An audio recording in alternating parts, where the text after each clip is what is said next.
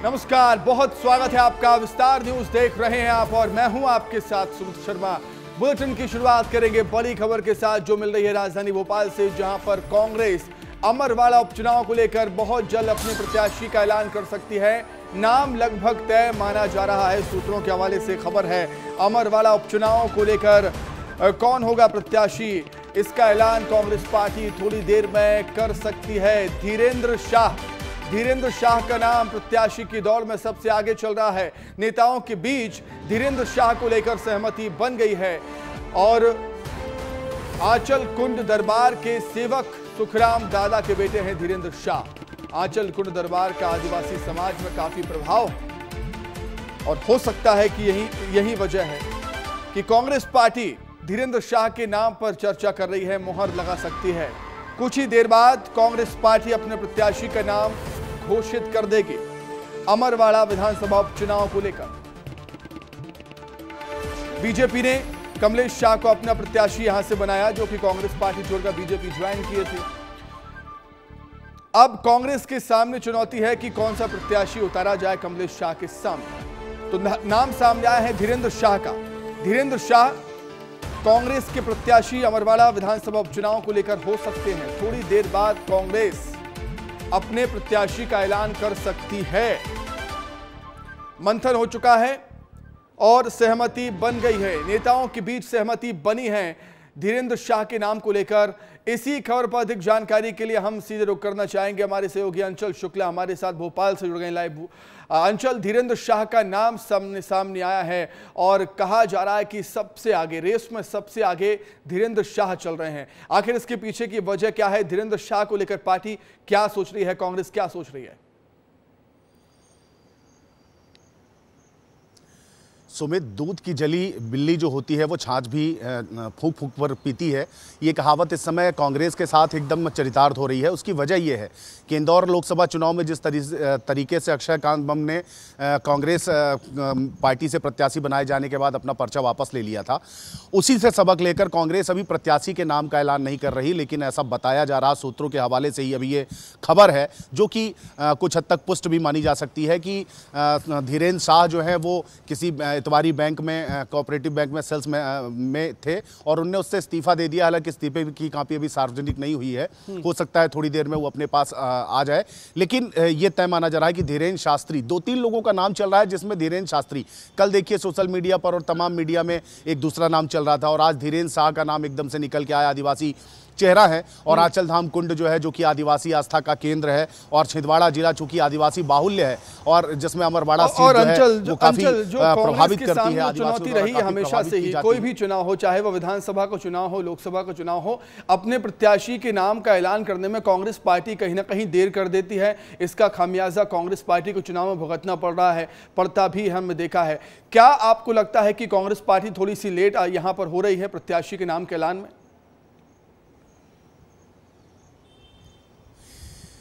देखिए, अभी तो अमरवाड़ा में जिस तरीके से प्रत्याशी के नाम की घोषणा भारतीय जनता पार्टी ने, क्योंकि कांग्रेस के ही विधायक थे कमलेश शाह जो कि भारतीय जनता पार्टी में चले गए और विधानसभा से इस्तीफा दिया और इसीलिए वहां पर अब उपचुनाव हो रहे हैं।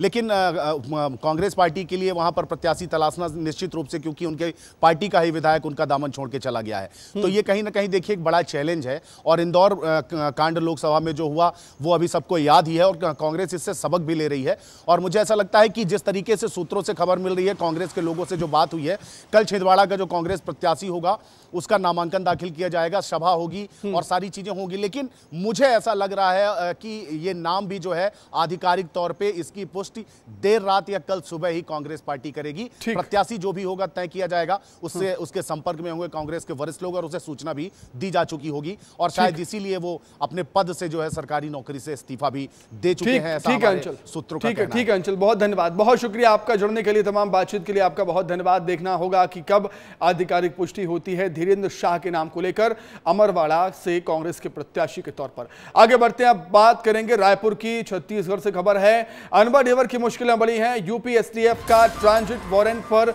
डेवर को लेने के याचिका को कोर्ट ने स्वीकार कर लिया, एक्सेप्ट कर लिया है। अगले 48 घंटे में यूपी के संबंधित कोर्ट में पेश करने के निर्देश हैं अनवर डेवर को। कुछ देर में अनवर डेवर को मेरठ लेकर रवाना होगी यूपी एसटीएफ की टीम। अनवर डेवर को लेकर अब स्पेशल कोर्ट में सुनवाई पूरी हुई है। स्पेशल कोर्ट ने अनवर डेवर को ट्रांजिट रिमांड पर भेजा है। अनवर डेवर को स्पेशल कोर्ट ने यूपी एसटीएफ को ट्रांजिट रिमांड पर दिया है। रिमांड मिलने पर यूपी एसटीएफ की टीम अनवर डेवर को मेरठ लेकर रवाना होगी। मेरठ में अब यूपी एसटीएफ डेवर को लेकर कोर्ट में पेश करेगी। यूपी एसटीएफ मेरठ में अब कोर्ट में पेश करेगी। और इसी खबर पर अधिक जानकारी के लिए हम सीधा रुख करेंगे। अनमोल हमारे साथ जुड़ गए हैं रायपुर से। आइए अनमोल से ही जानकारी लेते हैं, अपडेट लेते हैं। अनमोल, जिस तरीके से हमने देखा कि अनवर डेवर को गिरफ्तार किया गया शराब घोटाले को लेकर, इसमें अब जो है टीम लगातार कार्रवाई कर रही है और मुश्किलें लगातार बढ़ती हुई हैं क्योंकि यूपी एसटीएफ डेवर को अब लेकर जाएगी।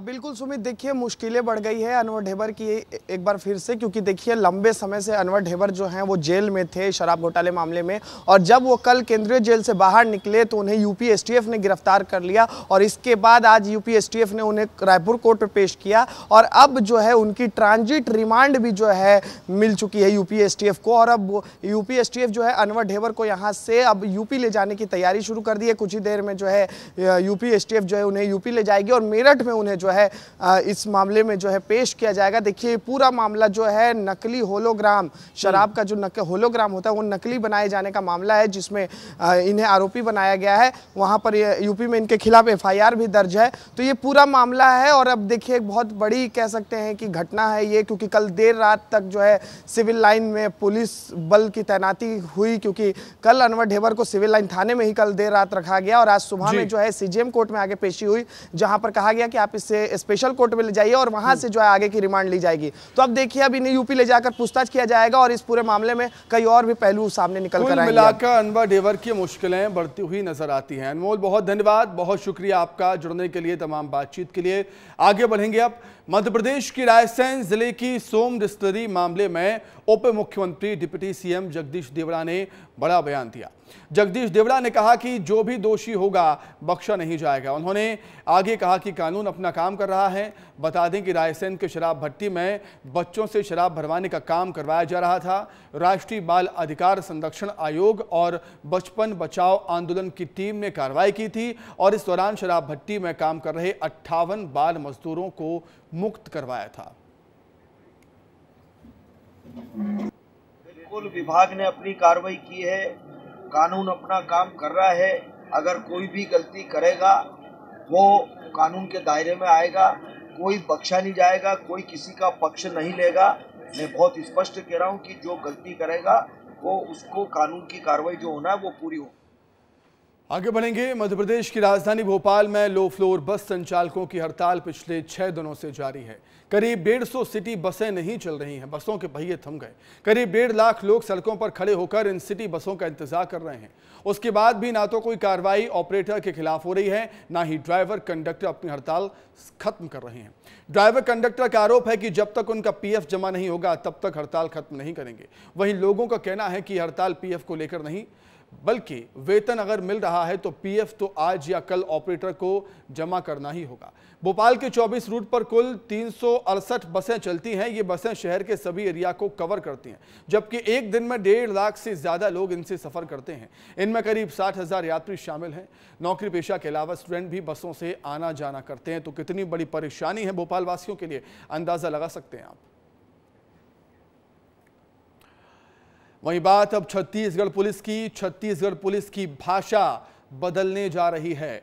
प्रदेश की सरकार ने इसकी तैयारी शुरू कर दी है। उर्दू फारसी के ऐसे शब्द जो अब चलन से बाहर हैं या आम आदमी की समझ में नहीं आते, वो पुलिस की शब्दावली से हटाए जाएंगे। इसके लिए प्रदेश के गृह मंत्री विजय शर्मा ने विभाग के अधिकारियों को निर्देशित कर दिया है। उप मुख्यमंत्री विजय शर्मा ने गृह विभाग के मुख्य सचिव को निर्देशित किया है कि पुलिस की कार्यप्रणाली में चलन से बाहर हो चुके रोजनामचा जैसे अनेक शब्दों को हटाकर जनता की समझ में आने लायक भाषा का इस्तेमाल किया जाए। पुलिस अपनी एफआईआर में कई ऐसे शब्दों का इस्तेमाल करती है। क्राइम केसेस के भी नाम उर्दू फारसी में होते हैं। नकबजनी शब्द का इस्तेमाल भी होता है, जिसका अर्थ होता है नकाब पोश चोरों का घर। दुकान में घुसकर चोरी या सेंधमारी। और ऐसे कई शब्द हैं, आपको ग्राफिक्स के माध्यम से समझाने की कोशिश भी करते हैं, जैसे चिक खुराक, थाने में आरोपित के खाने पर खर्च हुआ, नकल रपट, किसी लेख की नकल, नकल चिक, एफआईआर की प्रति, मौका मुरत्तिब, घटनास्थल पर की गई कार्रवाई, बस्तबा, शक या संदेह, तरमीम, बदलाव करना अथवा बदलना, ऐसे कई शब्द होते हैं। चस्पा, चिपकाना, जिसका हिंदी में अर्थ होता है जरे खुराक, खाने का पैसा, इसका हिंदी अर्थ होता है जमा तलाशी, वस्त्रों की छानबीन, बयान तहरीर, लिखित कथन, हिंदी में अर्थ इसका नक्शे अमन, शांति भंग। जो शब्द हैं उर्दू के, फारसी के, जो कठिन होते हैं, लोगों को समझने में दिक्कत होती है, उनको हटा दिया जाएगा और इनके स्थान पर हिंदी शब्दों का इस्तेमाल किया जाएगा ताकि लोगों को समझने में आसानी हो। आगे बढ़ेंगे अब। मध्य प्रदेश की मोहन सरकार खुले बोरवेल की वजह से बच्चों की मौत को लेकर सख्त हो गई है। इसे लेकर प्रदेश की अब सरकार ने मध्य प्रदेश में नया कानून लाने की तैयारी में। विधानसभा के जुलाई में होने वाले मॉनसून सत्र में विधेयक को पेश किया जाएगा। एमपी पहला राज्य होगा जो बोरवेल को लेकर यह कानून लाएगा। खुले बोरवेल की वजह से होने वाली मौतों ने सरकार को चिंता में डाल रखा है। सरकार के नए नियमों के मुताबिक बोरवेल को खुदाई के बाद ढकने की जिम्मेदारी उसी शख्स की होगी जिसने बोरवेल करवाया होगा। बता दें कि मध्य प्रदेश हाईकोर्ट ने खुले बोरवेल के कारण होने वाली मौतों के लिए सरकार को फटकार लगाई थी और इसी साल अप्रैल में रीवा जिले में 6 साल का बच्चा खुले बोरवेल में गिर गया था, आपको याद होगा। 45 घंटे बचाव अभियान के बाद भी उसे बचाया नहीं जा सका। मध्य प्रदेश के राजगढ़ जिले में पिछले साल दिसंबर में भी 5 साल की मासूम बच्ची गिर गई थी बोरवेल में। करीब 10 घंटे के रेस्क्यू ऑपरेशन के बाद उसे बाहर निकाला गया लेकिन उसकी मौत हुई। ऐसे कई केसेस है आपको हम बताएंगे। सिलसिलेवार तरीके से कई केसेस हमने स्टडी किए हैं, वो आपको हम बताएंगे और आपको हम बताते हैं पिछले जो कई केसेस हुए हैं मध्य प्रदेश में बोरवेल में गिरने से जो बच्चों की मौत हुई है उन्हें बचा लिया गया। और यही वजह है कि इन घटनाओं की पुनरावृत्ति ना हो, सरकार एक कानून लाने जा रही है। मई 2003 6 तारीख बैतूल का सोनतलाई गांव, 2.5 साल का एक बच्चा बोरवेल में गिर जाता है। ये तारीख 6 मई को 2023 की हम बात करें तो एक बच्चा बोरवेल में गिर गया था बैतूल में। और भी कई घटनाएं हैं। 3 अप्रैल 2023 की तारीख है, रायसेन का भानुपुर गांव, 10 साल का आशीष केवट बोरवेल में गिर गया था। और भी कई ऐसे केसेस हैं और भी कई घटनाएं हैं जो हम आपको सिलसिलेवार तरीके से बताएंगे। मार्च 2023 की बात है, विदिशा जिले का खेरखेड़ी गांव जहां पर 7 साल का लोकेश अहिरवार बोरवेल में गिरा था। ऐसी कई घटनाएं मध्य प्रदेश में सामने आई हैं तो सरकार ने फैसला किया है कि इसको लेकर कानून बनना ही चाहिए। फरवरी 2023 की घटना है, छतरपुर जिले का ललगवा गांव है जहां पर नैन्सी विश्वकर्मा 30 फीट गहरे बोरवेल में गिर गई थी। तो ये बोरवेल मौत के कुएं हम कहें तो गलत नहीं होगा। और इसी के साथ ही दिसंबर 2022 की घटना बैतूल का मांडवी गांव जहां पर 8 साल का तन्मय बोरवेल में गिर गया। तो ऐसे कई केसेस, ये तो कुछ ही उदाहरण हमने आपको बताए हैं। ऐसे कई केसेस थे जब बच्चों की जान चली गई या जो खुशकिस्मत थे जो बचा लिए गए, लेकिन कई ऐसे बदनसीब थे जो बच नहीं सके। सरकार अब इसको लेकर सख्त है, सरकार संवेदनशील है और इसीलिए अब कानून लाने की तैयारी में है और देश में मध्य प्रदेश पहला राज्य होगा जो बोरवेल को लेकर कोई कानून बनाएगा। आगे बढ़ते हैं। प्रधानमंत्री मोदी आज बिहार दौरे पर रहे जहां उन्होंने नालंदा 2.0 का आगाज किया। नालंदा का इतिहास गवाह है कि यह विश्वविद्यालय भारतीय संस्कृति और विरासत में कितना महत्वपूर्ण है, कितनी अहमियत रखता है। 444 एकड़ में अब इसका नया कैंपस बनकर तैयार है जिसका उद्घाटन खुद पीएम मोदी कर चुके हैं। कार्यक्रम में बिहार के सीएम नीतीश कुमार थे, विदेश मंत्री एस जयशंकर समेत 17 देशों के मिशन प्रमुख भी इस कार्यक्रम में शामिल हुए। रिपोर्ट देखें। तक्षशिला नालंदा का इतिहास लौट कर आएगा। आज नालंदा विश्वविद्यालय के नए कैंपस का उद्घाटन हुआ। नालंदा विश्वविद्यालय के नए कैंपस के उद्घाटन के लिए प्रधानमंत्री नरेंद्र मोदी बिहार के राजगीर में स्थित नालंदा यूनिवर्सिटी पहुंचे और साथ ही साथ उन्होंने इस कार्यक्रम में पौधारोपण भी किया। इस कार्यक्रम में विदेश मंत्री एस जयशंकर के साथ 17 देशों के राजदूत भी शामिल हुए जिनको एक ग्रुप फोटो में पिरोया गया।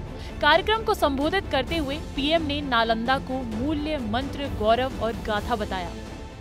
नालंदा ये केवल नाम नहीं है,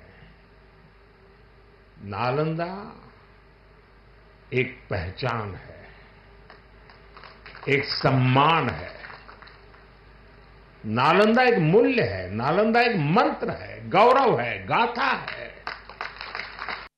बता दें कि पिछले कुछ सालों से नालंदा विश्वविद्यालय के कायाकल्प का काम लगातार जारी है। नालंदा विश्वविद्यालय के पुनरुद्धार का प्रस्ताव साल 2006 में रखा गया था, जहां 2007 में ईएसए के 16 सदस्य इस पर राजी हुए थे। वहीं 2010 में नालंदा विश्वविद्यालय अधिनियम संसद से पारित हुआ। फिर 2014 में पहले बैच का नामांकन हुआ।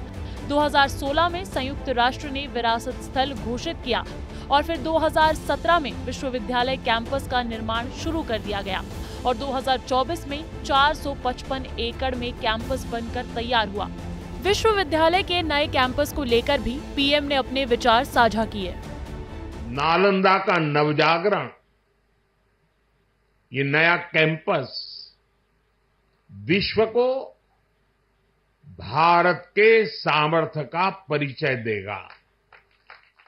तो नालंदा विश्वविद्यालय 2.0 के कैंपस में तमाम सुविधाएं मौजूद है, जहां 2 शैक्षणिक ब्लॉक है, 40 क्लासरूम है और 1900 छात्रों की क्षमता है। वहीं 2 ऑडिटोरियम है, 1 commercial centre, 1 faculty club, 2 meeting hall, 2 छात्रावास भी है। साथ ही साथ 3 लाख से ज्यादा किताबें रखने की क्षमता भी है।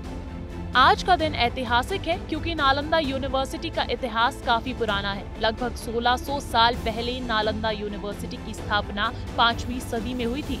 जब देश में नालंदा यूनिवर्सिटी बनाई गई तो दुनिया भर के छात्रों के लिए यह आकर्षण का केंद्र था। विशेषज्ञों के मुताबिक 12वीं शताब्दी में आक्रमणकारियों ने इस विश्वविद्यालय को नष्ट कर दिया था।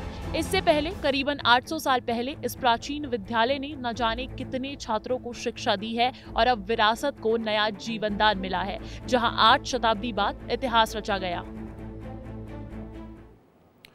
आगे बढ़ते हैं। अब मध्य प्रदेश में विश्व सिकल सेल एनीमिया उन्मूलन विश्व दिवस पर आयोजित राज्य स्तरीय कार्यक्रम में शामिल होने उपराष्ट्रपति जगदीप धनखड़ डिंडोरी पहुंचे, जहां उपराष्ट्रपति जगदीप धनखड़ और मुख्यमंत्री डॉक्टर मोहन यादव बैगा आदिवासियों के साथ पारंपरिक वाद्य यंत्र पर जमकर थिरकते हुए भी नजर आए थे। इस दौरान उपराष्ट्रपति और मुख्यमंत्री ने वाद्य यंत्र भी बजाया। डिंडोरी के शासकीय चंद्र विजय कॉलेज परिसर में आयोजित इस कार्यक्रम में उपराष्ट्रपति ने स्वास्थ्य विभाग, आयुष विभाग, महिला एवं बाल विकास, वन विभाग की प्रदर्शनी का अवलोकन भी किया। इस दौरान उनके साथ राज्यपाल मंगूभाई पटेल, डिप्टी सीएम राजेंद्र शुक्ल, पंचायत और ग्रामीण विकास मंत्री प्रहलाद सिंह पटेल, सांसद फग्गन सिंह कुलस्ते मौजूद रहे।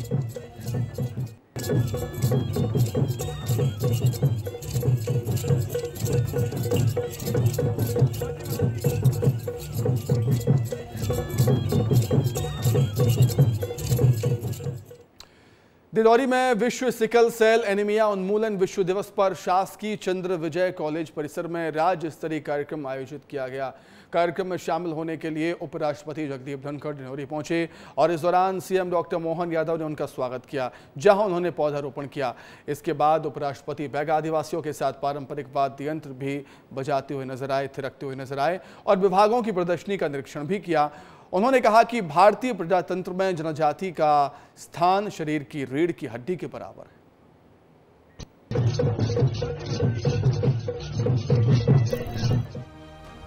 बुधवार को उपराष्ट्रपति जगदीश धनखड़ डिंडोरी पहुंचे, जहां वे विश्व सिकल सेल एनीमिया दिवस पर आयोजित कार्यक्रम में शामिल हुए। कार्यक्रम में प्रदेश के मुखिया सीएम डॉक्टर मोहन यादव के साथ राज्यपाल मंगूभाई पटेल, डिप्टी सीएम राजेंद्र शुक्ला, पंचायत और ग्रामीण विकास मंत्री प्रहलाद पटेल, सांसद फग्गन सिंह कुलस्ते भी मौजूद रहे। डिंडोरी में धनखड़ ने पहले बैगा आदिवासियों के साथ पारंपरिक वाद्य यंत्र पर जमकर डांस भी किया, जिसमें उनका साथ सीएम डॉक्टर मोहन यादव ने भी दिया। इसके बाद दोनों दिग्गज कार्यक्रम में शामिल हुए, जहां धनखड़ का पारंपरिक तरीके से प्रदेश के मुखिया ने स्वागत किया। विकसित राष्ट्र की पहचान होगी सिकल सेल बीमारी का पूर्ण उन्मूलन। यह दृढ़ संकल्प भारत के प्रधानमंत्री ने लिया है और भारत के प्रधानमंत्री ने इसकी घोषणा जुलाई 2023 में आपके पड़ोसी जिले शहडोल से की है। खासकर सिकल सेल एनीमिया तो ऐसा अपने ये इतनी कठिन बीमारी है, ये रक्त के विकार की सच्चे अर्थों में तो आपने हमको बताया। ये हमारे 89 ब्लॉक 89 ब्लॉक में आज का ये कार्यक्रम भी लगभग हम 20 से ज्यादा जगह पर लाइव प्रसारित कर रहे हैं और इसके माध्यम से माननीय महामहिम उपराष्ट्रपति महोदय पधारे हैं, तो आपके माध्यम से अलग जगेगा कि इस बीमारी को घर घर तक हम ढूंढ करके योग्य प्रकार से ट्रीटमेंट कराएंगे, योग्य प्रकार से निवारण कराएंगे और समाज की इस धारा में जो कठिनाइयां है उसको दूर करने का प्रयास करेंगे। देश को सिकल सेल एनीमिया मुक्त करने के लिए सिकल सेल एनीमिया उन्मूलन मिशन शुरू किया गया है। इसके लिए जन्म से लेकर 40 वर्ष के आयु वर्ग के सभी व्यक्तियों की सिकल सेल स्क्रीनिंग कर पोर्टल में एंट्री की जा रही है। आगे बढ़ेंगे अब धार की भोजशाला में 89वें दिन भी सर्वे जारी रहा। यहाँ के उत्तरी भाग में मंगलवार को एएसआई की टीम ने सर्वे किया और इस दौरान 5 पाषाण अवशेष मिले जो स्तंभों और दीवारों के टुकड़े हैं। वहीं इस बीच भोजशाला मुक्ति यज्ञ के संयोजक गोपाल शर्मा और याचिकाकर्ता आशीष गोयल ने बताया कि आज दिन भर गर्भगृह में काम चल रहा है और जो कैमरे से अवशेष मिले थे उनकी वीडियोग्राफी फोटोग्राफी हुई है। आज बिल्डिंग के उत्तरी पूर्वी भाग में मिट्टी हटाने के दौरान उसमें आज 5 अवशेष प्राप्त हुए हैं जो खंबे के और दीवारों के अवशेष हैं, जिस पर कुछ चिन्ह भी बने हुए हैं, जिसको सर्वे टीम ने सुरक्षित किया है और पानी निकासी की व्यवस्था की जा रही है। पहले तो हमने हनुमान चालीसा का पाठ किया, राम स्तुति करी और विभिन्न प्रकार की जो प्रतिमाएं और जो चित्र वहाँ पे भित्ति चित्र भी हमने देखे हैं। वो प्रतिमाएं जो एक कोने में रखी उनका भी अवलोकन किया, दूर से किया उनने, क्योंकि पुरातत्व विभाग की जो गाइडलाइन उसी के अनुसार हमने यहाँ पे उसका निरीक्षण किया है। भोजशाला का इतिहास है कि उस समय राजा भोज तो प्रकांड पंडित थे और माँ सरस्वती उनको साक्षात दर्शन भी देती थी और ऐसा बताते कि 500 पंडित यहाँ पे एट ए टाइम रहते थे। रायपुर में पंडरिया विधायक ने अपनी गारंटी को पूरा किया है और क्षेत्र की जनता को निशुल्क एम्बुलेंस सेवा उपलब्ध कराई है। बता दें कि विधायक भावना बोरा ने 5 एम्बुलेंस क्षेत्र की जनता के लिए समर्पित कर दी, डोनेट कर दी, जिसे सीएम विष्णुदेव साय ने हरी झंडी दिखाकर रवाना किया। एम्बुलेंस 5 प्रमुख मंडलों इंदौरी, पंडरिया, पांडातराई, दुल्लापुर और कुंडा क्षेत्र की जनता के लिए उपलब्ध रहेगी। तो विधायक भावना वोरा, आज आपको याद होगा इन्होंने कई बच्चों को गोद भी लिया और 5 एम्बुलेंस भी जनता को समर्पित उन्होंने की है। अनाथ बच्चों को गोद लिया था भावना वोरा ने और अब 5 एम्बुलेंस अपने क्षेत्र की जनता को डोनेट किया है और विधायक ने अपनी गारंटी को पूरा किया। पंडरिया विधायक भावना वोरा क्षेत्र की जनता को निशुल्क एम्बुलेंस सेवा उपलब्ध कराई उन्होंने और सीएम ने हरी झंडी दिखाकर इनको रवाना किया।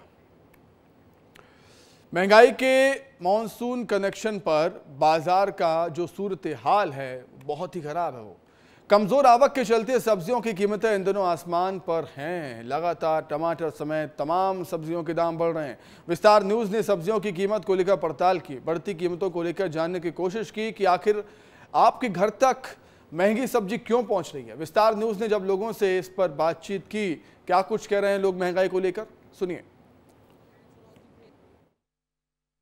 विस्तार न्यूज आपका अपना चैनल है, आपकी बात यहीं आके करता है। इधर देखिए, ये भिंडी भी आपकी थाली में नजर आनी चाहिए, भी जरूरी। भिंडी क्या भाव चल रही भैया? भिंडी 30 रुपए थोक में, और खुला छुट्टा में बाजार में लगभग क्या खबर है? वही 40-50 रुपए। 40-50 रुपए। अलग अलग जिलों में अलग अलग रेट होंगे सब जगह। भिंडी के भविष्य में अभी क्या आसार है? आने वाले महीनों तक सस्ती होगी कि महंगी होगी? आपका अनुभव क्या? महंगा हो जाएगा। महंगा हो जाएगा। और ये बंधा पत्ता गोभी, इसका क्या रेट है? पत्ता गोभी थोक में 17-18 रुपए। और ये खीरा? खीरा 20 रुपए। हाँ, थोक में। और आपकी ये वाली गोभी, ये नॉर्मल गोभी, इसका ये गोभी की 40। छुट्टा में वही रहेगा 50-60। तो ये हैं व्यापारी दमदार वाले, कह रहे हैं अपने घर में सब्जी चलती रहेगी कितनी भी महंगाई। 4000 हो जाए 200 रुपए किलो, खाना तो रोज है। क्या बात है, चाहे कितनी महंगी हो जाए खाना तो है। मेरे सहयोगी कैमरामैन से कहूँगा कि थोड़ा आगे आए, पवार जी। तरह तरह की दुकानों में जा रहे हैं आपके जो मुद्दे हैं, आपकी जो अंदर के सवाल हैं, वो शांत करने की कोशिश कर रहे हैं हम। थोड़ा सा बात भाजियों की कर लेते हैं, भाजियों के बारे में। ये क्या चल रही है? क्या जी? ये 20 रुपए किलो। कौन सी है ये? करमत्ता भाजी है। करमत्ता? हाँ, करमत्ता भाजी। करमत्ता तो ये खुले में 20 में बिक रही है? हाँ, खुले में 20। ये सारा खुला ही बिक रहा है ना? खुले में। जल्दी एक बार बता दो ना करमत्ता। ये लाल भाजी 40, धनिया 160, चौलाई भाजी 50, नहीं चौलाई भाजी 40, पालक 50, खट्टा भाजी 25, चेज भाजी 35, मूली 30। तो अभी ये सब महंगे हुए हैं? हाँ, सब बढ़ गए ना अभी। कब तक लगभग महंगे रहेंगे? ये लगभग कभी बरसात मान लो 1 महीना लगभग। ये जो रेट आपने खुला बताया लगभग छत्तीसगढ़ में यही रेट चलता हो? हाँ, चलता होगा। तो सब्जियों का वजन आपको दिखा दिया और कितना वजन कितने में बिक रहा है ये दिखा दिया।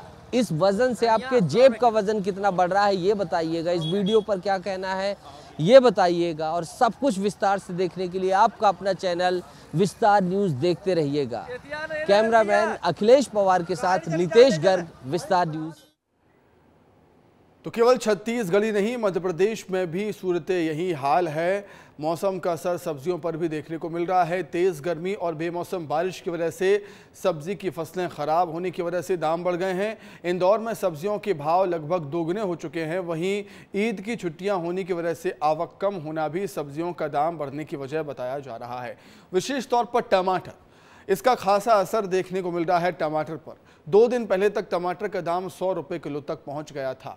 हालांकि आज टमाटर 60 से 70 रुपये किलो है। और इस बीच इंदौर की सब्जी मंडी में पहुंचकर विस्तार न्यूज ने जायजा लिया है कि क्या हाल है। भाई साहब देखिए। मौसम में हुए परिवर्तन का असर आम जनजीवन पर तो देखा ही जा रहा है, लेकिन इसका खासा फर्क सब्जियों पर भी देखा जा रहा है। सब्जियों के भाव में बेतहाशा तरीके से वृद्धि हुई है और जो सब्जियां हैं, हर सब्जी लगभग इस सीजन में महंगी मिल रही है। सब्जियों के क्या भाव चल रहे हैं हम बात करते हैं। हम मौजूद है कराड़िया रोड सब्जी मंडी में और हमारे साथ सब्जी व्यापारी मौजूद है। भैया क्या भाव चल रहे हैं सब्जियों के? सर सब्जी तो अलग अलग रेट की है सभी, जैसी सब्जी लोगे आप उस हिसाब से। जैसे क्या लौकी टमाटर क्या भाव है? क्या है? टमाटर है 60 रुपये किलो। लौकी पड़ेगी 30-40 रुपये किलो बिक रही है। हाँ, बाकी सब्जी अलग अलग है, जैसे गिलकी भिंडी 40-50 रुपये किलो। हाँ, तो इनके दाम में वृद्धि हुई है क्या? वृद्धि हुई ना, अभी दो रोज पहले जैसे ईद के कारण माल नहीं आया, उस वजह से तेजी थी। आलू प्याज में भी तेजी देखी जा रही है। विशेष तौर पर यदि प्याज की बात की जाए तो ये जो मौसम रहता है, इस मौसम में प्याज सस्ता मिलता है, लेकिन इस बार प्याज महंगा है। सब्जी व्यापारी है, हम उनसे चर्चा कर लेते हैं। अब ईश्वर भैया क्या भाव चल रहे हैं आलू प्याज? आलू प्याज दोनों 60 का 2 किलो है। हाँ। 30 रुपए किलो। तो प्याज इस बार महंगा क्यों है? प्याज इस बार गर्मी की अत्यधिक गर्मी पड़ने की वजह से प्याज की फसल खराब हो गई है। इस कारण अपना मध्य प्रदेश का लोकल प्याज की आवक नहीं है। हाँ। उस कारण प्याज में तेजी बनी हुई है। मैडम सब्जी आप खरीदने आए हैं, कितना फर्क देख रहे हैं आप सब्जियों के भाव में? क्या महंगी होगी? काफी डिफरेंस है। 2 दिन पहले आए थे, सैटरडे को आए थे तो काफ़ी रीजनेबल प्राइस थे, बट आज आने में ऑलमोस्ट डबल हो गए हैं प्राइस।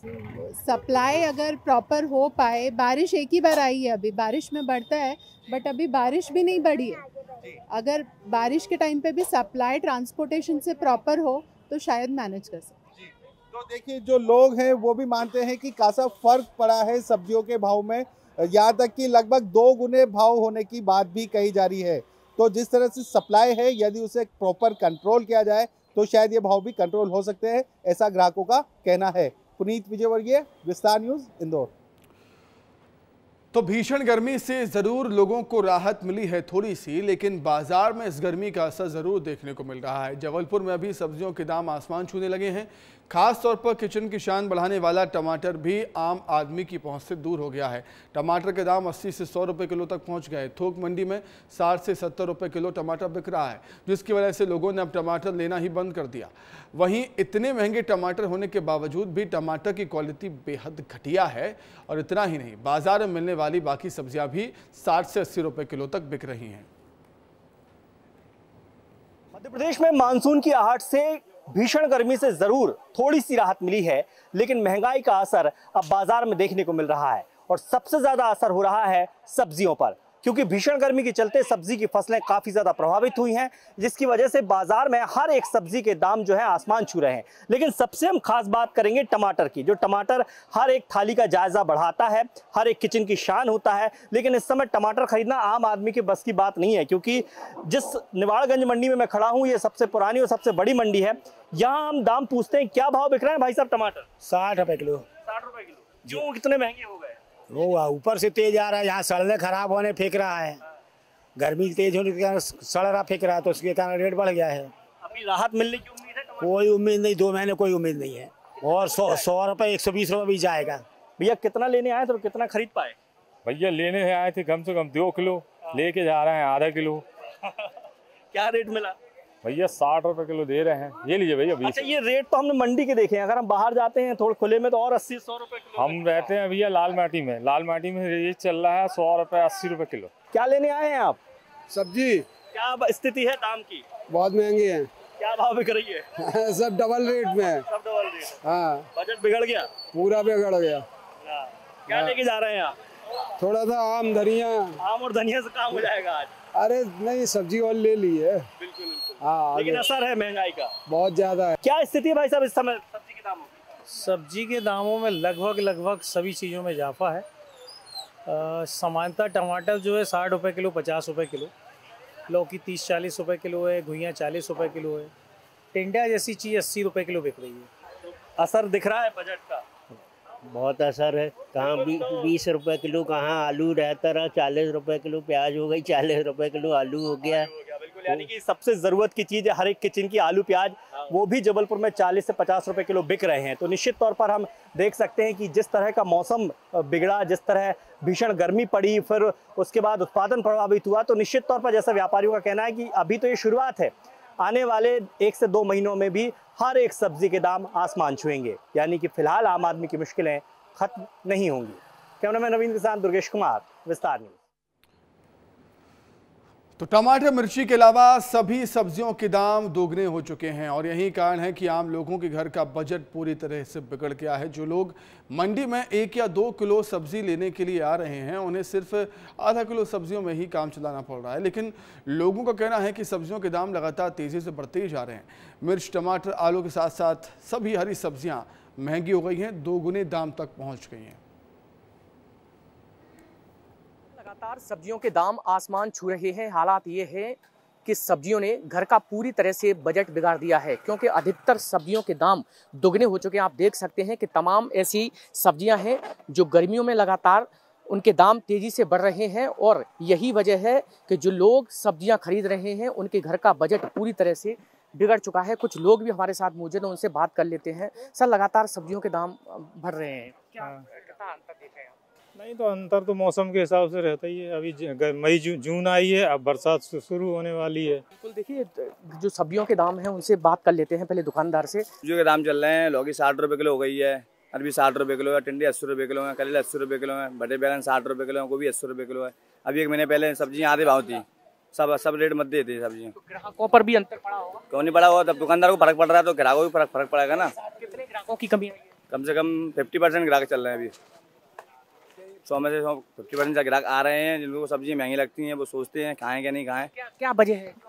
वजह ये है कि जो रहती है वजह कि किसी की पड़ते में नहीं है, सब्जियाँ बाहर हो रही हैं, किसी को नहीं मिल रहा प्रॉफिट, कोई कमाई इतनी नहीं है, इस वजह से सब्जियाँ क्या है कम बिक रही हैं और महंगी ज़्यादा हो गई हैं। कुछ महिलाएं भी हमारे साथ मौजूद हैं जो सब्जी ले रही हैं। मैम, आप बताइए कि अभी जैसे दाम लगातार बढ़ रहे हैं सब्जियों के, कितना फर्क आप देखते हैं? बहुत फर्क पड़ रहा है, तंगी आ गई है बहुत ज़्यादा, सोच के सब्जी खानी पड़ रही है। हमारे साइड तो 60-70 रुपए किलो तक मिल रहा है, वो तो मंडी में है इसलिए इतना मिल रहा है। कि जो लोग हैं वो यहाँ पर सब्जी खरीदने के लिए आ रहे हैं, उनका साफ तौर पे यही कहना है कि पहले वो 1 किलो या 2 किलो सब्जियां ले जाते थे, लेकिन अब उन्हें 250 ग्राम या आधा किलो में ही काम चलाना पड़ रहा है। तो इसका सबसे बड़ा असर यही है कि जितनी भी सब्जियां हैं, खासकर हरी सब्जियां हैं, वो महंगी हैं। यही कारण है कि लोगों के जो घर का बजट है वो पूरी तरह से बिगड़ चुका है। कैमरामैन संजय चंदिल के साथ अनिल गौर, विस्तार न्यूज। अब बात कुछ और खबरों की। कांग्रेस के राष्ट्रीय महासचिव राहुल गांधी का 54वां जन्मदिन है। देश भर में कांग्रेस राहुल गांधी का जन्मदिन मना रही है और इस बीच भोपाल में भी बड़े उत्साह से मोहब्बत का शरबत बांटा गया। राहुल गांधी के जन्मदिन के मौके पर राहुल गांधी के फैंस क्लब में शामिल गुल्लक टीम ने लोगों को कड़वाहट दूर करने के लिए मोहब्बत का शरबत बांटा है। गुल्लक टीम का कहना है कि देश में पिछले 10 सालों में काफ़ी जहर और कड़वाहट फैल गई है। राहुल गांधी हमेशा मोहब्बत बांटने का पैगाम देते हैं, इसलिए उनके जन्मदिन के अवसर पर मोहब्बत का शरबत बांटा जा रहा है। कांग्रेस के राष्ट्रीय महासचिव राहुल गांधी 54 साल के हो चुके हैं। देश भर में उनके जन्मदिन को मनाया जा रहा है। भोपाल में भी मोहब्बत की दुकान लगाई गई है और इसका नाम दिया है राहुल का पैगाम मोहब्बत बांटते चलो। और इसी अभियान के तहत यहाँ पे शरबत बांटा जा रहा है। टीम गुल्लक है। राहुल गांधी जब मध्य प्रदेश में आए थे उस वक्त भी टीम गुल्लक ने मुलाकात की थी और यहाँ पे बातचीत करने के लिए हैं। ये आप लोगों ने मोहब्बत की दुकान आज लगाई है राहुल गांधी जन्मदिन पर? जी, क्योंकि हमारे राहुल गांधी हमारे नेता, उन्होंने भारत जोड़ो यात्रा के दौरान एक पैगाम दिया था, मोहब्बत बांटते चलो। तो हम इस शरबत के माध्यम से जो लोगों के मन में कड़वाहट है वही ख़त्म करना चाह रहे हैं। जो पिछले 10 सालों में मोदी जी ने हिंदू मुस्लिम करके लोगों के मन में एक जहर घोला है, ये मिठास के कारण हम थोड़ा थोड़ा ख़त्म करना चाह रहे हैं। अभी तो हम ये इतना कर रहे हैं, अभी आगे और भी करेंगे हम, ताकि लोगों के मन में जो कड़वाहट है वो ख़त्म हो जाए। ये गुल्लक टीम के सदस्य हैं जो मोहब्बत की दुकान लगा के प्यार बांटने का काम कर रही है। कैमरामैन वीरेंद्र नगर के साथ विवेक पांडे, विस्तार न्यूज़, भोपाल। कांकेर में संचालित रेत खदान से समय अवधि खत्म होने के बाद भी धड़ल्ले से जारी अवैध रेत उत्खनन को लेकर कलेक्टर नीलेश क्षीरसागर ने सख्त रुख अपनाया। कलेक्टर ने चंद घंटों के भीतर सभी रेत खदानों को बंद करने की बात कही। बता दें कि रेत खदान की स्वीकृति सिर्फ 10 जून तक थी, लेकिन उसके बाद भी रेत माफियाओं का उत्खनन लगातार जारी था। जहां महानदी के अलग अलग तट पर रेत माफिया दिन और रात का उत्खनन कर नियमों की धज्जियां उड़ा रहे थे। मामले को लेकर क्षेत्र के ग्रामीण जनप्रतिनिधि ने जब एसडीएम चारामा से शिकायत की तो उन्होंने जनप्रतिनिधियों से दुर्व्यवहार किया, जिसकी खबर को विस्तार न्यूज ने प्रमुखता से दिखाया। जिसके बाद प्रशासन हरकत में आया और अब कलेक्टर ने सभी रेत खदानों को बंद करने के निर्देश जारी कर दिए। देश में चीतों की धरती कूनो नेशनल पार्क में चीतों की ट्रैकिंग का ही काम बंद हो गया है। ये हैरत भरा है, लेकिन कूनो में उपजे नए विवाद के चलते ऐसा हुआ है। पिछले 4 दिनों से कूनो में बड़े बाड़े में चीतों की ट्रैकिंग ट्रैकरों की ओर से बंद कर दी गई। चीतों की ट्रैकिंग से लेकर फीडिंग का पूरा काम संभालने वाले 60 से ज्यादा इन ट्रैकरों से लेबर का काम करवाया जा रहा था, जिससे नाराज हो गए। पहले ऐसा नहीं होता था। प्रबंधन ने खर्च को बचाने के लिए ऐसा किया है। इस पर सभी ट्रैकर नाराज हैं और अपना काम बंद कर दिया। उधर कोरिया जिले में एक गांव ऐसा भी है जो कई दशकों से वीरान में तब्दील है। इसके पीछे की वजह अंधविश्वास और कई अफवाहें हैं। इस गांव में दूसरे गांव के लोग खेती तो करते हैं पर बसना कोई नहीं चाहता। वहीं इस बीच अब नई जनरेशन के युवा अंधविश्वास और अफवाहों की मजबूत दीवारों को तोड़ते हुए गांव में पानी के लिए कुएं और छाव के लिए खपरेल झाला बनाकर वक्त गुजारने की कोशिश में जुट गया है। अंधविश्वास की वजह से आज भी एक गांव पूरा वीरान पड़ा हुआ है। बात कर रहे हैं हम कोरिया जिला मुख्यालय से लगभग 35 किलोमीटर दूर ग्राम पंचायत मेंढरा कला के आश्रित गांव खड़गवां खुर्द की। यहां जब विस्तार न्यूज़ की टीम पहुंची तो वाकई यहां पर लगभग 100 एकड़ के एरिया में फैला हुआ गांव है, लेकिन इस गांव में एक भी रहवासी मकान मौजूद नहीं है, जिसके पीछे की सबसे बड़ी वजह बताई गई है कि यहां पे अंधविश्वास है। जो भी लोग यहां पे मकान बनाकर पहले रहते थे उनकी पूरे परिवार की मृत्यु हो गई थी, ऐसा अंधविश्वास चर्चाओं में फैला हुआ है। उस जगह की कहानी में नज़र का कोई चीज़ देखा है नहीं। लोग कहते थे कि डोमनी एक प्लाट को कहते हैं, जंगल को, वहाँ लोग सियान लोग कहें कि एक दानव था, वो निकलता था तो आदमियों को खा जाता था। इस डर से आदमी वहाँ से उजर भाग गए। हमारे पूर्वजों का कथन था कि वहाँ जो लोग बसे तो परिवार में कुछ मृत्यु होने लगा तो आदमी वहाँ से जगह छोड़ के भाग गए। गांव को लेकर लोगों में कई तरह की चर्चा है, कई तरह की बातें हैं, लेकिन इस दौर में अब जो न्यू जनरेशन है वो खड़गवां खुर्द की ओर रुख कर रहे हैं। कई निर्माण कार्य वहाँ पे स्वीकृत हुए हैं, वो कार्य कराए जा रहे हैं, खेती बाड़ी किया जा रहा है और वहाँ पर झाला झोपड़ी बनाकर रहने का भी प्रयास किया जा रहा है। कहीं ना कहीं जो नया जनरेशन है वो जो ऐतिहासिक बात है उन सब को दरकिनार करते हुए अब खड़गवां खुर्द में बसने के लिए रुख कर रहा है। विस्तार न्यूज़ के लिए कोरिया से शैलेश गुप्ता। आगे बढ़ते हैं। मनिंद्रगढ़ जिले में एक बैगा आदिवासी परिवार शासन की योजनाओं का लाभ लेने के लिए 2 सालों से विभाग का चक्कर लगाने के बाद भी लाभ नहीं मिलने से मायूस हो गया है। जिस जिले के ग्राम शेरी में तेंदूपत्ता संग्राहक परिवार के मुखिया की मौत के बाद 2 लाख का मुआवजा जारी होने के बाद भी आज तक मृतक की पत्नी को राशि नहीं मिल पाई। ऐसा नहीं है कि तेंदूपत्ता वनोपज समिति को मामले की जानकारी नहीं है, लेकिन सब कुछ जानने के बाद भी आश्रितों को लाभ नहीं मिलना विभाग की निष्क्रिय कार्यशैली को दर्शाता है। बीमा आज तो नहीं मिल पाई। प्रबंधक से जाके कुछ कई बार गया तो मेरे को नहीं रेंगा उठे, पैसा मांगा थे 10,000 कि 10,000 दे तो चेक दूंगा तुमको।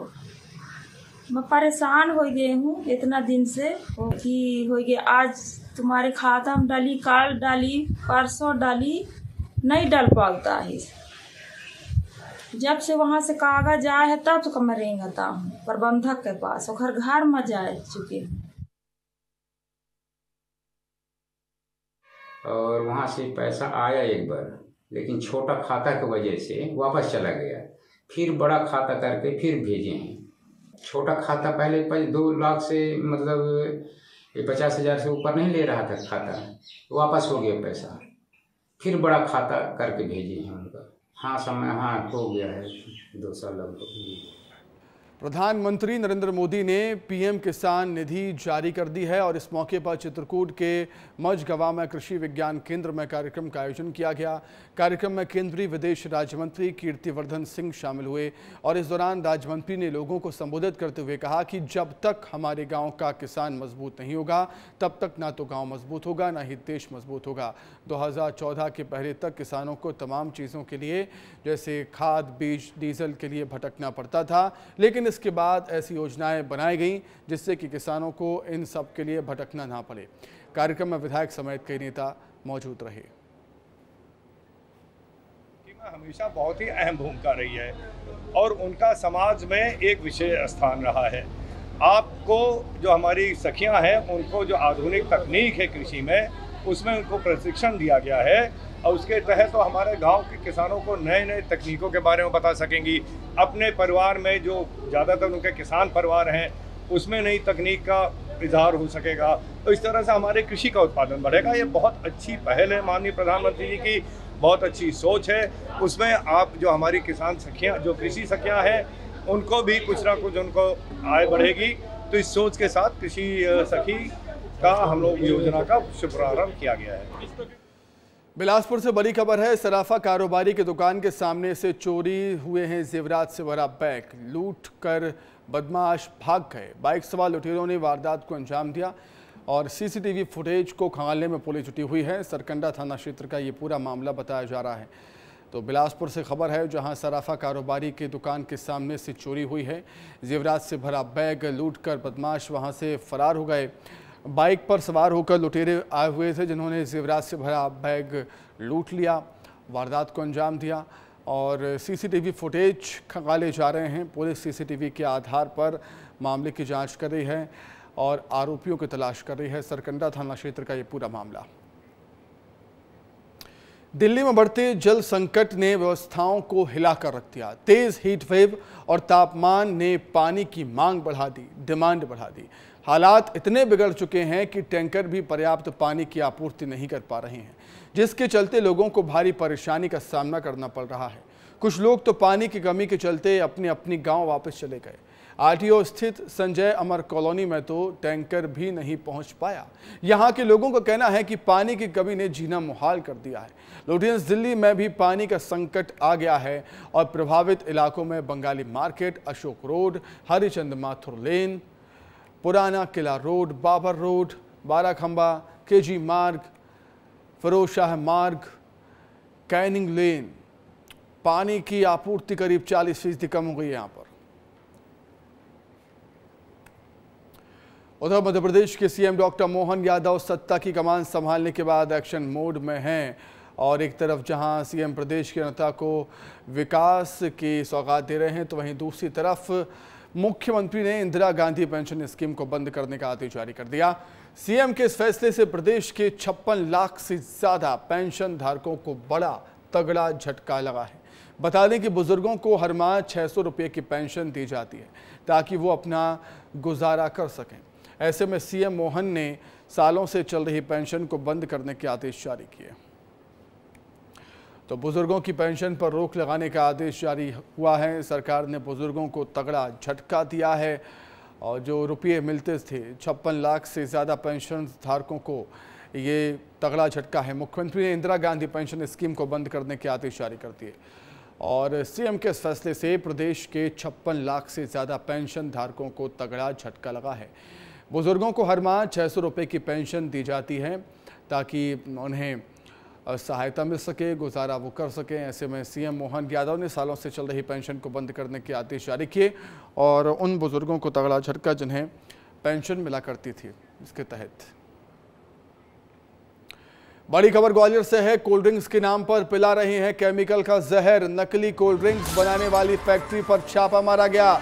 ट्रांसपोर्ट नगर इलाके में पुलिस की रेड है। पेप्सी के स्टिंग ब्रांड की नकली कोल्ड ड्रिंक पकड़ाई है। स्टिंग ब्रांड की नकली कोल्ड ड्रिंक बनाई जा रही थी। यहाँ पर केमिकल से बनाई जा रही थी स्टिंग कोल्ड ड्रिंक।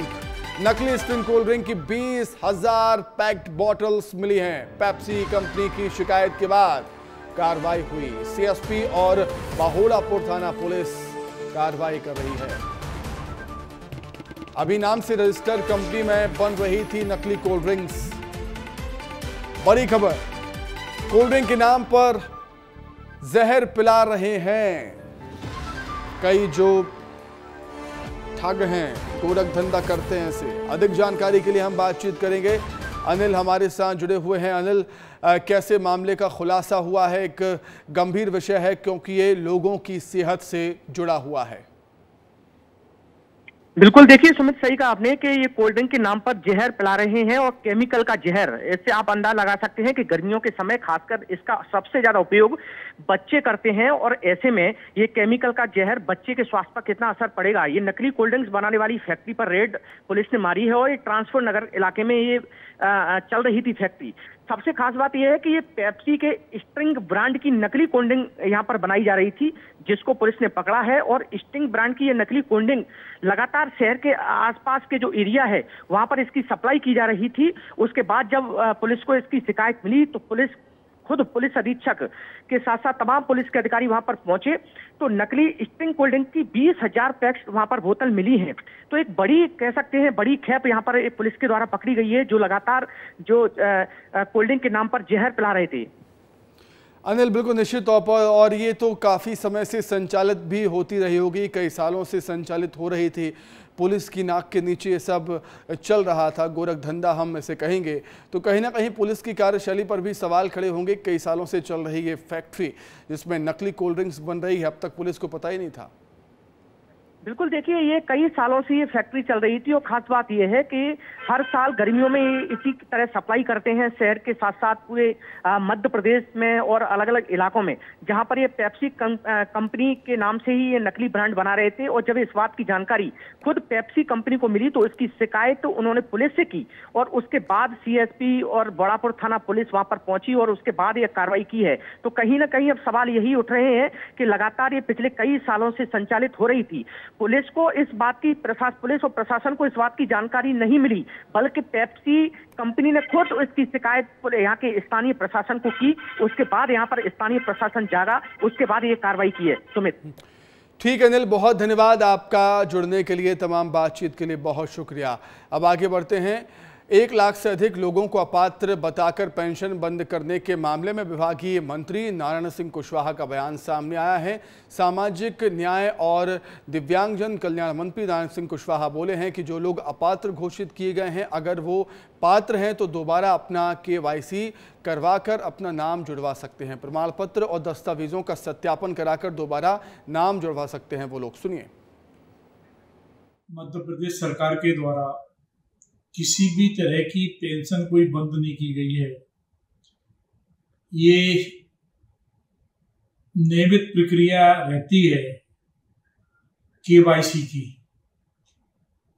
आधार कार्ड से KYC कराने की प्रक्रिया चल रही है और ये लगभग 85% इसका काम पूरा हो गया है। और इसी के साथ ही फिलहाल इस बुलेटिन में इतना ही। खबरें लगातार जारी है। देखते रहिए विस्तार न्यूज। नमस्कार।